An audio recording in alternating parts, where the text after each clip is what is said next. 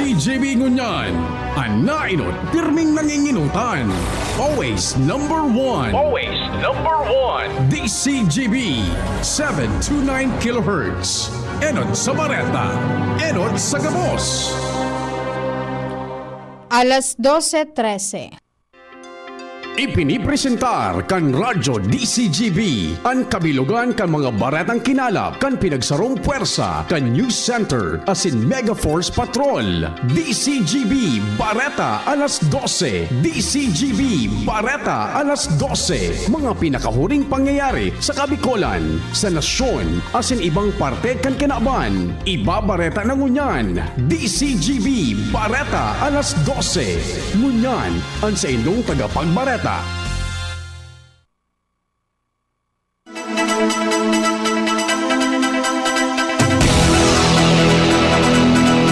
Maray na pagkaudto mga tugang ininapuan kateripunan kan mga darakulang bareta ang unya na pagkaudto. Aldaw ni Huwebes, Agosto 13, 2026. Kami po ang sa indong magiging tagapagbareta. Ako po si Nicole Ann Gloriani. Ako po si Angel Mustaza. Sa headlines kan mga darakulang bareta, ang headlines kan mga darakulang bareta sa lado lokal.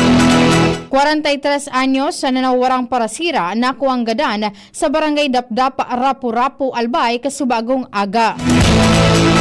PSA Bicol tinawanin doon na bako sinda ang nagpili kan benepisyaryo para sa Uplift Program Assistance. 75th Diamond Jubilee Celebration Exhibit o pagsalingoy sa Museo de Legazpi ipig-Oktaba sa Agosto 26. Ligao City Mayor Nando Gonzales nagahapot sa Bicol University kunata daipa na bubuksan ang BU College of Veterinary Medicine sa syudad. Headlines kan mga bareta sa lado nasyonal, impeachment trial ni Vice Presidente Sara Duterte. Aga pa man giraray sa masod na semana sigun kay Impeachment Court Presiding Officer Cheese Escudero. Attorney Amando Ligutan pinanindugan ang sa iyang post na bawal ang misleading questions sa pagdangog. 8 bilyon masasayang o 8 bilyon pesos masasayang kapag ipinag-oktaba ang barangay asin sanggunian kabataan election 2026 sigun sa COMELEC. 375 milyones pesos na OVP Confidential Fund Spending kan 2023 may mga irregularidad. Sa ibang nasyon, US President Donald Trump sikretong ibinalyo anin eroplano sa Turkey dahil sa assassination threat. Sa laro kan Karawato Sports, pinaitan ni star Alex Ayala na katipon nin maabot 5 milyones pesos sa Canadian Open. Sa detalyes kan mga bareta, ang detalyes kan mga bareta sa lado lokal. Ang baretang ini hatod sa Indukan. Artrisin Joint Supplement. Bumabagal ang galaw dahil sa joint pain at arthritis. Mag-Artrisin.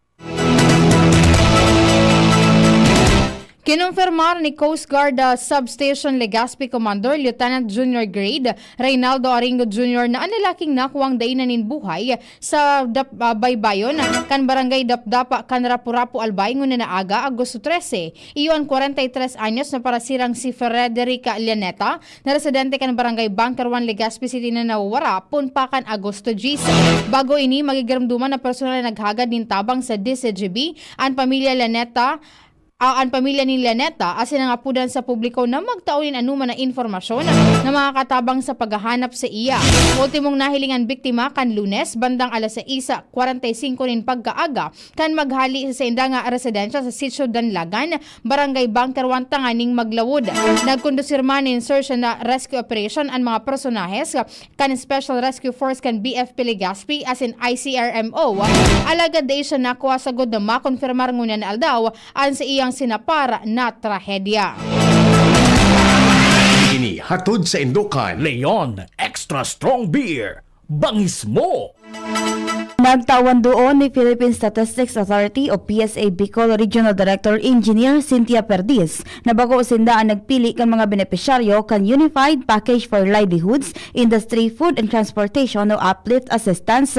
Pinaglinaw ni Perdiz matapos ang mga komento at mga kahaputan mismo sa indang opisina na binasehan ninda ang listahan sa resulta kan sinimbaga na survey o ang community-based monitoring system kan ahensya kung sa hindi na-identifikar ang mga benepisyaryo kan mga programa. Nagdagpakan opisyal sa presente na realisar na kan publiko na daig dapat pagbasang-basangon ang simbag dahil taan resulta na isa na pigagamit sa mga polisiya kundi pati sa mga programa kan gobyerno. Magigirumduman sa ilaram kan update assistance, makakaresibin o tig 2,000 pesos kada bulan para sa vulnerable sectors, low-income workers as in near poor households. Pinag-oktaba sa Agosto 26 ang planong grand opening sa AGA, Agosto 14 kan exhibit kanakaagi o kanaging paagi-agi kan Diocese kan Legazpi sa Museo de Legazpi na inapod na pagsalingoy may koneksyon sa 75th Diamond Jubilee Celebration. Sigun kay Legazpi City Human Resource Officer Darlito Perez Jr., dahilan ini kan halipot na oras kan preparasyon, partikular na ang ikakaag na kagamitan kan Diocese para sa exhibit. Dagdag pa niya na mas marhay na ang pagpaugtaba kan aktibidad, tanganing matawan in oras ang pagdara asin pag-iskusar kan mga personalis kan museo kan mga kagamitan sa makasaysayan na taon kan diocese. Ipinag-anunsyo man ni Darlito na o kan ni Perez nagigibon ang grand opening kan pagrumdom o pagsilingoy kan nakaaging o naging agi-agi kan Diocese of Legazpi sa Agosto 26 alas 9 nin aga kung sa inlauman ang mga memorabilia kan dating mga obispo, presentasyon kan misyon kan simbahan asin iba pa pun kan ma-establisher ini sa goda kan pagselebrar kan ika-75 taon na Diamond Jubilee.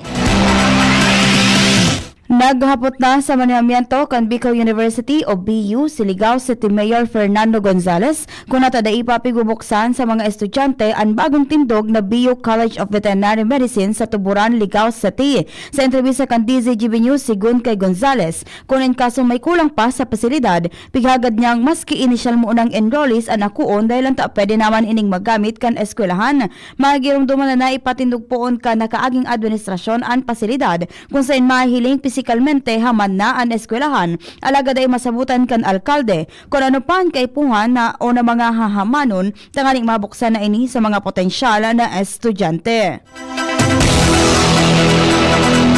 Pinalawig pa ng 10 taon ang Memorandum of Agreement o MOA sa pagwaltanan kan Gobyerno Probensyal kan Albay as ang Department of Environment and Natural Resources o DNR Bicol para sa padagos sa pagmanihar as in operasyon kan Albay Parks and Wildlife sa Barangay Bugtong, Legazpi City. Inirekomendar kan Committee on Laws, Rules and Oversight kan sanggunian na panalawigan kan Albay ang pagpasalan ng resolusyon na mataunin otoridad kay Albay Governor Noel Rosal na pirmahan ang renewal kan kasunduan. Sigun kay First District Board Member Attorney Sheena Marie Onrubia de la Cruz, enot na pinirmahan ang MOA kan 2004 para sa 10 taon asin sa gray na pinalawig kan 2015 sa god 2025. Maawot kan panibagong kasunduan na may padagos ang mga programa para sa konserbasyon at proteksyon kan wildlife, kaibahan na ang rescue, rehabilitation asin pagpapabuwi o pagbuwi kan mga hayop. Tinawanin doon kan komite na ang pangaipuhan na mapakarhay ang mga fasilidad sa parke, kaibahan na ang planong quarantine facility na maserbing veterinary clinic para sa mga lugadan, may helang asin na rescue na mga hayop. 10 milyones pesos na pondo ang pighiling na kakaipuhanon kan lokal na gobyerno kan Daraga. Tangani makabugtak nin dagdag na kurso sa Daraga Community College o DCOMC, partikular na ang Bachelor of Science in Criminology.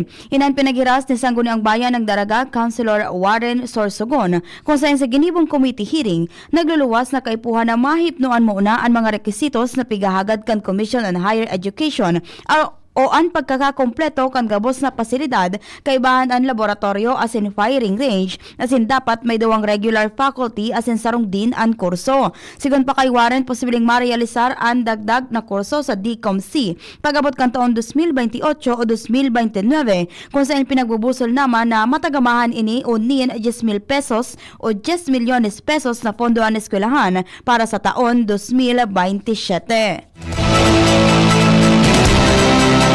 Naghagad nin pagsabot ang Albay Electric Cooperative Incorporated o ALECO sa pamilya kan Aki na imbelto sa vehicular accident sa Uwas Albay kasabay kan pagdoon na padagos sindang nagtatao nin tabang asin nakikipagkoordinara sa pamilya asin medical facility pon pa kan enot na aldaw kan insidente. Sa ipinaluwas na payag kan ALECO, sinabi kay ining padagos sindang piga asikaso an pangaipuhang medical kan pasyente asin pigahagad na mga pinansyal asistensya basado naman sa indang proseso asin kaipuhan na dokumentasyon para sa medical-related assistance. Nilinaw man kan kooperatiba na enot na payag kaining coordinated with management parte kan proseso nin paghagad nin magakanigong approval asin dokumentasyon asin dai maawat sabihon na pigsasawarang bahala kay ni ang mga concerns kan pamilya. Sinabi kan kooperatiba na padagos ining makikipagkoordinar sa pamilya asin ospital para sa magakanigong tabang mantang pigahagad ang respeto asin pagsabot kan gabos para sa kaligtasan asin pagrahay kan pasyente.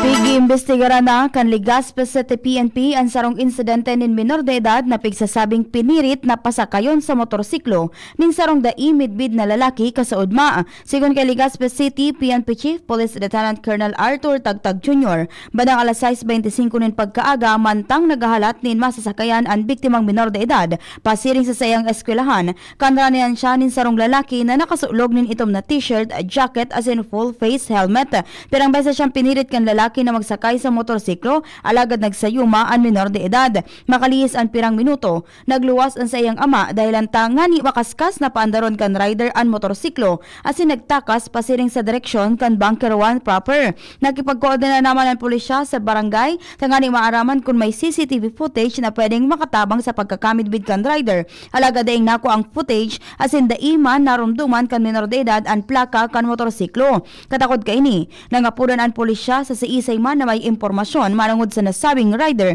na tulos ipaabot sa sendang hepatura tangani makatabang sa pagmidbid kan sospek. Asin yan po ang mga detalyes kan mga bareta sa lado lokal.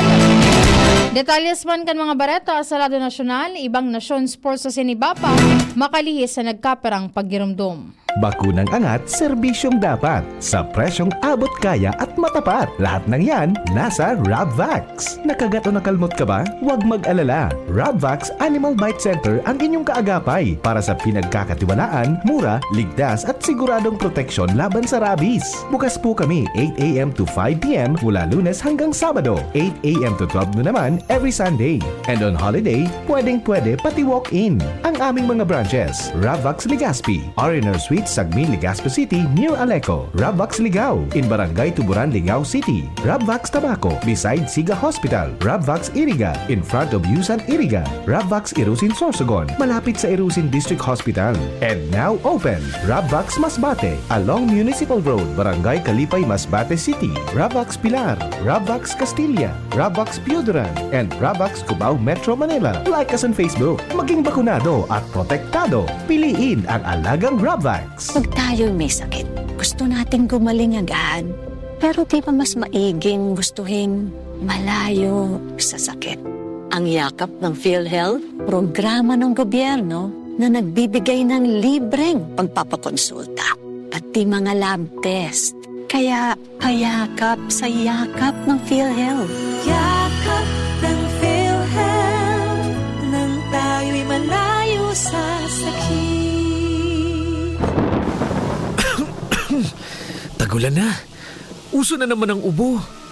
Mabuti ng handa. May Plemex Forte ako. Ang Plemex Forte ay natural na lagundi. Tumutulong palabasin ang plema para tumigil ang pagbubo.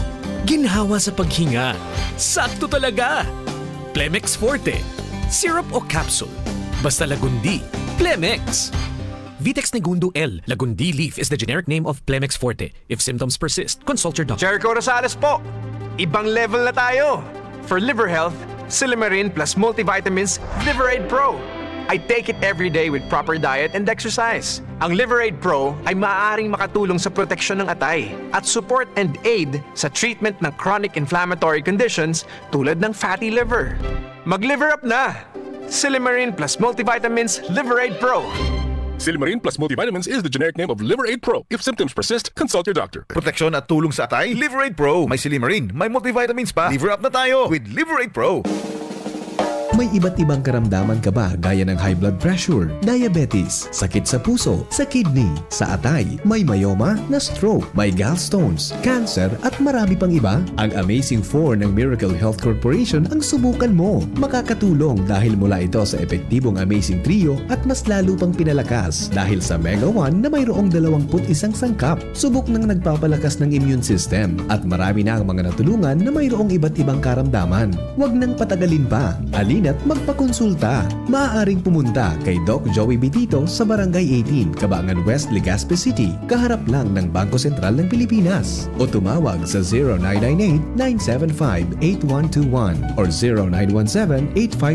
0917-853-8933 para sa free consultation sa natural medicine. Mapapanood din ang serbisyong natural, kalusugan at bayanihan sa YouTube channel at sa Facebook page na Doc Joey Bitito. Kidney Care Time! Ako si Terry. Nung una, talagang mahirap ang kalagayan ko. May problema ang kidney ko at madalas ding mataas ang blood pressure ko. Minsan natatakot ako kasi iniisip ko kung ano pa ang pwedeng mangyari sa katawan ko. Buti na lang may nagrekomenda sa akin ng Kidney Care. Ininom ko ito araw-araw at pagkalipas ng ilang buwan, talagang naramdaman ko ang pagbabago. Mas magaan na ang pakiramdam ko at mas nakakagalaw na ako ng maayos. Maraming salamat sa Kidney Care. Ang Kidney Care ay mabibili sa Mercury Drugstore at mga suking butika. DZGB Bareta alas 12. Mantenido sa alas 10 din agan schedule kan impeachment trial ni Vice Presidente Sara Duterte sa masunod na semana o sa Agosto 17 apisar kan rekomendasyon kan nagkaparang Senator Judges na ibalyo sa pagkahapon ang pagdangog. O inanunsyo ini sa impeachment court presiding officer o ni presiding officer Chis Escudero matapos ang ika-15 aldaw kang impeachment trial kasud Agosto 12. Ang payag ni Escudero kasunod kan rekomendasyon ni Senator Judge Juana Miguel Zubiri na ibalyo sa alas 3 hapon ang impeachment trial para dai maputol ang mga pagdangog kapag kaipuhan ng magpadagos ang mga senador sa saindang legislative session. Siring man sinabi ni Escudero na pwede man nabaguhon ang schedule kung kinakaipuhan. Sigun sa iya kaipuhan ining pagurunan as hindi pwedeng ura-uradang baguhon ang schedule kan trial. Nangako sa Senate Committee on Finance Chairperson na JV Ejercito na uulangon niya ang mga last-minute insertion as in amendments sa Bicameral Conference Committee deliberation sa propestong 7.2 trilyones pesos sa 2027 national budget. Ginibi ni Ejercito ang pangako matapos opisyal na pag-aupig resibi kan Senado ang 2027 National Expenditure Program o NEP. Ang puon kan pagpuon kan pag-uugid kan Kongreso para sa spending plan kan gobyerno. Sigun pa kay Ejercito, ibagapadagos kan Senado ang reforma asin maging transparent ang proseso sa pagtagaman nin pondo kaibahan paggamit nin sarong budget transparency portal kung saan ang publiko pwedeng magtao kan sen ng komento asin position papers. Mapautuman senda ni malinaw na regulasyon sa pag-assess kan budget amendment request araw kang utilization rate, mag-live stream asin magbukas nin bicameral discussion sa publiko asin magkondukta nin public hearing kaibahan ang mga representante kan civil society organizations. Posibleng masayang ang 8 billion pesos na nagastos na kana Commission on Election o COMELEC para sa barangay asin sanggunian kabataan elections o BSKE 2026. In kaso sa giraran ipag-oktaba ang eleksyon sigon kay COMELEC Chairperson George Erwin Garcia. Sinabi ni Garcia na nakatagama na ang kabilugan na 19 million pesos na budget para sa BSKE kung saan 8 billion pesos hindi ang nagastos kan full body. Ang natadang 11 billion pesos nakatagama man para sa honoraria kan mga partukdo na magsisilbing election workers, training asin deployment expenses. Sigon pa kay Garcia, dakulang parte kan 8 billion pesos ang nagastos, iyo ang napaduman sa mga kagamitan. Nagkapera sa mga gamit araw kan ballpen asin indelible ink, iyo ang pwedeng dai na mapakinabangan kapag nahaloy ang eleksyon. Nakatala ang BSKE sa Nobyembre 2, 2026. Kung maaprobaran ang postponement, ininaan ni kadawang pagkakataon na naatraso ang nasabing eleksyon. Nakatalaan man Umianta sa ipinag-insistir ni Garcia ang importansya kan regular na eleksyon para magkaigwanin kasiguruhan sa pamamahala asin pagbabago nin lider. Pinanindugan kan Counsel for Prosecution na si Attorney Armando Ligutan ang sa iyang social media post na daig pigtutugutan ang misleading question sa pagdangog o trial. Sinabi niyang dai niya pupunason ang sa iyang post dahil dai talaga pwede ang misleading question asin nakapalaman ini sa rules of court.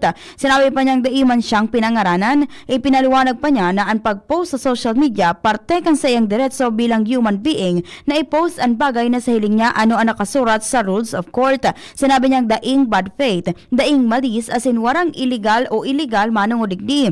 Magirumduman na sa pagdangog. Nagkaigwan ng diskusyon ang private prosecutor na si Attorney Lorna Capunan asin ang abogado ni Vice Presidente Sara Duterte na si Attorney Christine Ferrer na nag-cross-exam kay COA Auditor Sailin May Del Campo na nagtestigo may kinaaraman sa sala na paggamit kan confidential funds.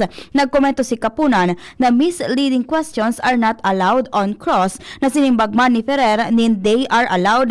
Matapos kani nag-post si Ligutan sa social media na a principle all lawyers and all students or law students know by heart. Misleading questions are not allowed even on cross-examination. Aminado si Metropolitan Manila Development Authority o MMDA General Manager Nicolas Authority III na mas dakulang hagyat ang pagpugol sa paglaog graray kan basura sa waterway sa Parañaque City kaysa sa mismong pagpalinig digdi. Sigun kay Torre kayang linigon ang basura sa nasabing lugar na natambak matapos ang epekto kan pag-uran darakan habagat. Alagad sinabi niyang posibleng bumalik sa naini sa nagkapirang aldaw matapos ang clearing operation lalo na takadaklan sa mga nahiling na basura. Ang mga plastic na haloy ng natipon sa mga salog. Nanindugan ang sarong state auditor na may irregularidad sa paggamit kan Office of the Vice President o OVP sa 375 milyones pesos na confidential funds kan 2023 sa ika-15 aldaw na impeachment trial ni Vice Presidente Sara Duterte. Sinabi ni Commission on Audit o COA Intelligence and Confidential Funds Audit Office Auditor Sailin Del Campo na nakulang ang mga dokumentong pigsumitir kan OVP para mapatunayan ang paggastos kan confidential funds. Kaibahan digdian bayad sa mga reward na sigun kay Del Campo daing supisyenteng dokumentong nagpapatunay sa naging resulta kan information gathering o surveillance na basihan kan pagbayad. Wala man nina itong kadagdagan na dokumento para maaraman asin na mapatunayan ang nagkapirang binakal na supplies, medical asin food aid. May nahiling man na irregularidad ang COA sa reimbursement kan gastos kaibahan ang surveillance expenses. Barata sa ibang nasyon, sekretong ibinalyo si US President Donald Trump hali sa Air Force One pasisiring sa sarong masadit na military aircraft mantang nasa Turkey ka nakaaging bulan matapos makaresibinin patakot sa iyang buhay. Sigun kay Trump, mismong US Secret Service ang nagsugo sa iya na magbalyo ng eroplano matapos ang NATO summit sa Ankara. Istorya kan US President ibinalyo siya gikan sa Air Force One Luna nin sarong catering truck para daimari paro na nagbaylo siya nin ibang eroplano. Kaibahan ni Trump sa nasabing siya ka nagkaperan niyang close aid. Kaibahan na sina White House Deputy Chief of Staff Dana Scavino, Executive Assistant Natalie Harp, as in Oval Office Operation Director Walt Nauta. Daiman isinabay sa pagbalyo ng eroplano ang mga cabinet official. Pag-ako pa ni Trump na mas halangkaw pa ang peligro sa iyang piglunada na eroplano matapos ining sikretong ibalyo dahil sa posibleng makaagaw nin atensyon. Sinunod sa niya ang sa iyang security protocol. Dayman tulos isa na publiko kan White House ang pagbabago sa flight. Matinido ni sekreto alagad o sagod na report ini sa Washington Post kan Lunes. Napag-araman na enot ng inilunad si Trump sa sarong bagong renovate na eroplano na donasyon kan Qatar pasiring sa Ankara para sa NATO summit. Pero paghali niya sa Turkey, bigla niya nga piniling gamiton ang mas lumang Air Force One. Sa lado kan Karawato Sports, dai nag-uli na luhaan ang 21 anyos na Pinay tennis star na si Alex Ayala sa pagtatapos kan sa iyang journey sa Canadian Open sa Toronto naibulsan ni Ayala ang $81,800 o nasa 5 milyones pesos matapos umabot sa round of 16 kan Canadian Open. Sigun sa reporta, nakakuha man siya nin 120 ranking points na supisyente na para magtinir sa linyada kan top 20 players sa kinabana. Natapos ang kampanya ni Ayala Ayala kan daugon siya ni Belinda Benke kan Switzerland. Dahil sa iyang natipon o dahil sa iyang natipon sa Toronto, suminakat na sa sobra 1.6 milyones dolyares ang pigkakarkulong 98 o pigkakarkulong 98 milyones pesos ang kabilugan na prize money ni Ayala ngunya na 2026 bago ang Canadian Open nasa 1.54 milyones dolyares ang sa iyang 2026 earnings. Mabalta sa aksyon si Ayala ngunya na semana sa Cincinnati Open sa Ohio, USA.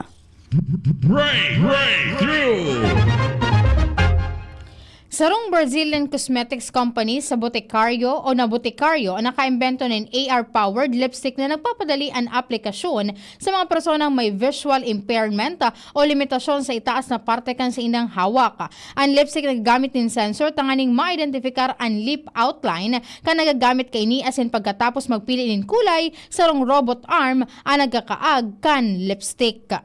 Istorya na iiba. Sarong paraoma sa China ang naging world record holder matapos niyang patalibungon ang 33 na hula hoop sa iyang hawak mantang nakabitin nin pabaliktad. Nagibo ni Yan Yanjia ang kakaibang hagyat sa Guilin, Guangxi, China kan Nobyembre 2025.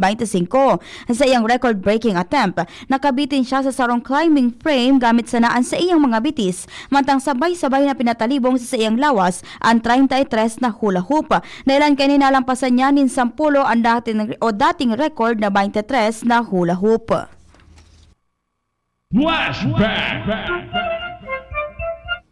Ngunyan na aldaw, Agosto 13 kan na taon 1898 kan ang Battle of Manila sa tahaw kan Spanish-American War mangyari. Ang gera plenano ni General Wesley Merritt kan Amerika asin Gobernador General Fermin Wadenes kan Espanya tanganing maibitaran na magtrayumpo ang mga revolusyon Pilipino ni Emilio Aguinaldo sa pagkuakan Manila. Tuminugot na magsuko ang mga Espanyol na inuyunan man kan mga dayuhang consuls asin opisyales kan simbahan sa Manila. Alagad naging parte ang mga sundalong o mga soldados na Pilipino na daisinda nagtugot o daisinda tinugutan na makalaog sa lugar para magselebrar kan trayumpo dalan sa paglangkaw kan tensyon sa relasyon kan Pilipinas sa Amerika. Ang pagbagsak kan Manila sa kamot kan Espanyol kan Agosto 13 ang naging pagpuon kan kolonisasyon kan Amerikano sa Pilipinas.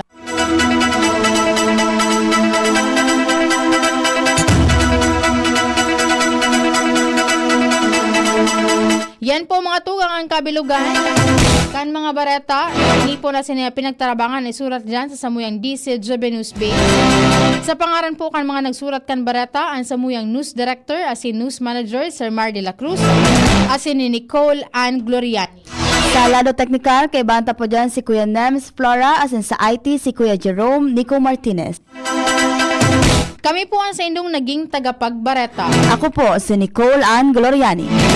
Ako man po si Angel Mustaza, nagsasabing salamat kan sa inyong pagantabay, marhay na pagkahapon.